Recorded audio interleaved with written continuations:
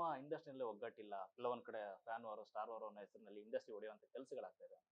Sir ಏನ್ ಗೊತ್ತಾ sir, ಇವಾಗ ಹಂತೆ ಕಂತೆ ಮಾತುಗಳು ಕೇಳೋ ಶುರು ಆಗ್ಬಿಟ್ಟಿದೆ ಸರ್. ನನಗೆ ತಿಳಿದಿರೋ ಪ್ರಕಾರ ಯಾರು ಇತ್ತಾಳೆ ಕಿವಿ ಆಗಬಾರ್ದು ಸರ್. ಪ್ರತ್ಯಕ್ಷವಾಗಿ ನೋಡಿದ್ರು ಪ್ರಮಾಣಿಸಿ ನೋಡ್ಬೇಕು ಸರ್. ನಿಮಗೆ ಬಂದು ಅನಿಸ್ತಾ ಸರ್, ಇಲ್ಲ ಇಗ್ನೋರ್ ಮಾಡಕ್ ಶುರು ಆಗ. ಬಟ್ ಇಗ್ನೋರ್ ಮಾಡಿದ್ರೆ ಈಗ ಹೋಗಿ ತಗೊಂಡ್ರೆ ಎಲ್ಲರೂ ಈ ಥರದೆಲ್ಲ ಗಾಸಿಪ್ಗಳಿಗೆ ಬಲಿ ಆಗ್ತೀವಿ ನಾವು. ಬಟ್ ನಾನು ಒಂದೇ ಹೇಳಕ್ ಇಷ್ಟಪಡ್ತೀನಿ, ನಾವಿರೋದೇ ನಮ್ ಒಂದೇ ಕುಟುಂಬ. ಯಾರು ಏನಾದ್ರು ಅನ್ಕೊಳ್ಳಿ, ಆಯ್ತು ಸ್ವಾಮಿ ನೀನ್ ದೊಡ್ಡವನಾಗೋ, ನಾವು ಚಿಕ್ಕವರೇ ಹೋಗಿ ಅಂದ್ಬಿಟ್ಟು ಹೋಯ್ತಾ ಇರ್ಬೇಕು ಅಷ್ಟೇ. ನಾನು ಕಲ್ತಿರೋ ಪಾಠ ಸರ್. ಅಷ್ಟು ಬಿಟ್ರೆ ನನ್ಗೆ ಗೊತ್ತಿಲ್ಲ, ಇಂಡಸ್ಟ್ರಿಗೆ ಹೇಳೋಷ್ಟು ನಾನು ದೊಡ್ಡವನಲ್ಲ. ದಯವಿಟ್ಟು ಒಂದಂತ ಹೇಳ್ತೀನಿ, ಯಾವ ಹೀರೋನು ಯಾವ ಫ್ಯಾನ್ಸ್ಗೂ ಈ ತರ ಮಾಡಿ ಅಂತ ಹೇಳ್ಕೊಡೋದಿಲ್ಲ. ಕೆಲವು ಯಾರೋ ಗೊತ್ತಿಲ್ಲದ ಹುಡುಗರುಗಳು ಸುಮ್ಮನೆ ಏನೋ ಒಂದು ತಮಾಷೆ ಮಾಡ್ಬೇಕು, ಏನೋ ಒಂದು ಇದ್ ಮಾಡ್ಬೇಕು ಅನ್ನೋದು ಒಂದು ಮಾಡ್ತಾ ಇರ್ತಾರೆ. ಅದನ್ನ ನೀವು ಇಷ್ಟು ದಿವಸ ನೀವು ಪ್ರೀತಿಸಿರೋ ಹೀರೋ ಮೇಲೆ ನೀವ್ಯಾಕೆ ಸಂಶಯ ಪಡ್ತೀರಿ? ನೀವು ಬೆಳೆಸಿರೋಂಥ ಹೀರೋ ಮೇಲೆ ನೀವ್ಯಾಕೆ ಸಂಶಯ ಪಡ್ತೀರಿ? ಆತರ ಮಾಡಿದ್ರೆ ಇಷ್ಟು ವರ್ಷ ನೀವೇ ಬೆಳೆಸ್ತಿರ್ಲಿಲ್ವಲ್ಲ. ಸುದೀಪ್ ಅವ್ರು ಮಾತಾಡಿದ್ದಾರೆ ಅಂತಂದ್ರೆ ದರ್ಶನ್ ಫ್ಯಾನ್ಸ್ ಬೆಳೆದ್ರು, ದರ್ಶನ್ ಅವ್ರು ಮಾತಾಡಿದಾರೆ ಅಂದ್ರೆ ಸುದೀಪ್ ಅವ್ರು ಬಿಡ್ತಾರೆ. ಯಾರು ಇಲ್ಲ ಅಂತಂದ್ರೆ ನೀವು ಬೆಳೆಸಿರೋರು ಅವ್ರಿಬ್ಬರನ್ನು, ನೀವ್ಯಾಕೆ ಡೌಟ್ ಪಡ್ತೀರಿ?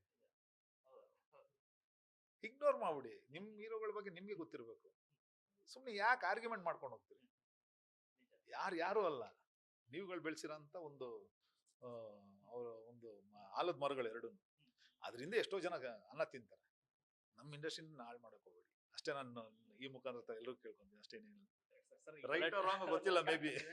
ಯಾಕಂದ್ರೆ ಇದೆಲ್ಲ ಗಲಾಟೆ ಮಧ್ಯದಲ್ಲಿ ಒಂದಷ್ಟು ಜನ ಕಮೆಂಟ್ಸ್ ಗಳಾಗ್ತಿದ್ರ, ಅದು ವಾಸ್ತವ ನಿಜ ಅನಿಸ್ತು. ಕೆಲವೊಂದ್ ಕಡೆ ಈ ತರ ನೆಗೆಟಿವ್ ವಿಚಾರಗಳಿಗೆ ನೀವು ಅವ್ರ ಮಧ್ಯೆ ಇವ್ರ ಮಧ್ಯೆ ತೆಗೆದು ಬಂದಂತ ಕಮೆಂಟ್ಸ್ ಗಳನ್ನ ಅಥವಾ ಪೋಸ್ಟ್ ಗಳನ್ನ ರೀಶೇರ್ ಮಾಡೋಣ, ಅದ್ರ ಬಗ್ಗೆ ಚರ್ಚೆ ಮಾಡ್ತಾರೆ. ಅದ್ರ ಬದಲಾಗಿ ಒಂದು ಕನ್ನಡ ಸಿನಿಮಾ ಬಂದಾಗ ಈ ತರದೊಂದು ಒಳ್ಳೆ ಪ್ರಯತ್ನ ಆದಾಗ ಮಾತಾಡಿ. ನೀವು ಅವಾಗಲೇ ಕೇಳಿದ್ರಿ ಬೇರೆ ಇಂಡಸ್ಟ್ರಿ ಏನ್ ಮಾತಾಡ್ತಾರೆ ಅಂತ ಕೇಳಿದ್ರಿ. ಇವಾಗ ಈ ತರದೆಲ್ಲ ಮಾತುಕತೆಗಳು, ಈ ವಾರಗಳೆಲ್ಲ ನಡೀತಾ ಇದೆ ಗೊತ್ತಾ, ಬೇರೆ ಇಂಡಸ್ಟ್ರಿ ಅವ್ರು ನಗ್ತಾ ಇರ್ತಾರೆ. ಯಾಕಂದ್ರೆ ನನ್ನ ಮುಂದೆ ಕುತ್ಕೊಂಡು ಮಾತಾಡಿದ್ದಾರೆ.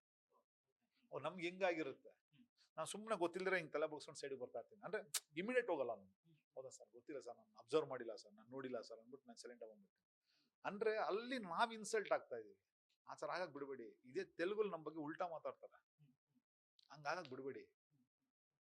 ಇವಾಗ ನಾವುಗಳು ಮಾತಾಡ್ಕೊಡೋ ಗಲಾಟೆಗೆ ಏನೇನೋ ಆಗ್ತಾ ಇದೆ, ಅದು ನಿಮ್ಗೆ ಯಾರಿಗೂ ಗೊತ್ತಾಗ್ತಾ ಇಲ್ಲ. ಈಗಷ್ಟೇ ಮೊನ್ನೆ ಯಾವುದೋ ಇದೇ ತರ ಒಂದು ಸೋಷಿಯಲ್ ಮೀಡಿಯಾದಲ್ಲಿ ನೋಡಿದೆ, ರಾಘವೇಂದ್ರ ಸ್ವಾಮಿ ಹೆಸರು ಬರ್ದಿರೋದಕ್ಕೆ ಕನ್ನಡದಲ್ಲಿ ನಾಮ ಫಲಕ ಹಾಕ್ಬೇಕು, ಹಾಕಿದ್ದಾರೆ, ತೆಲುಗಲ್ಲಿ ಹಾಕ್ಬೇಕು. ನೋಡಿ, ಈ ತರ ಎಲ್ಲ ಉದ್ಭವಗಳಾಗುತ್ತೆ. ನಾವು ಸ್ಟ್ರಾಂಗ್ ಆಗಿರೋಣ, ಬಿಟ್ಕೊಡ್ಬೇಡಿ. ನಮ್ಮ ಮನೆ ಗಲಾಟೆ ನಮ್ಮ ಮನೇಲೇ ಇರ್ಲಿ. ಓಕೆ, ಯಾರೋ ಒಬ್ಬ ಕಮೆಂಟ್ ಹಾಕ್ಬಿಟ್ಟು ಹೋಗ್ಲಿ ಹೋಗಪ್ಪ ನೀನ್ ದೊಡ್ಡವನ್ ಹೋಗ ಬಿಟ್ಟಾಕ. ನಿಮ್ ಇರೋ ಬಗ್ಗೆ ನಿಮ್ಗೆ ಗೊತ್ತಿರುತ್ತಲ್ಲ, ನೀವ್ ಯಾಕೆ ಅದಕ್ಕೆ ರಿವರ್ಸ್ ಮಾಡಿ ಮತ್ತೆ ಯಾಕೆ ಉಲ್ಟಾ ಮಾಡ್ಕೊಂಡು ದೊಡ್ಡ ಮಾಡ್ಕೊಂಡು ಇದ್ ಮಾಡ್ಕೊಂಡು ಹೋಗ್ತೀರಿ? ಬ್ಯಾಡಿ. ನಾವೇ ಬೆಳೆಸಿರೋರಲ್ವಾ, ನಾವು ಬೆಳೆಸಿರೋದಕ್ಕೆ ಇವತ್ತಿನ ಸಹ ಇಲ್ಲಿ ಗಂಟೆ ಇದೆ.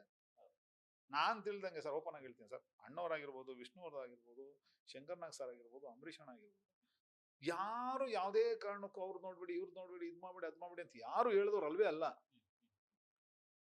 ಕನ್ನಡ ಸಿನಿಮಾ ನೋಡಿ ಅಷ್ಟೇ ನಾನು ಹೇಳಕ್ ಇಷ್ಟಪಡ್ತೀನಿ.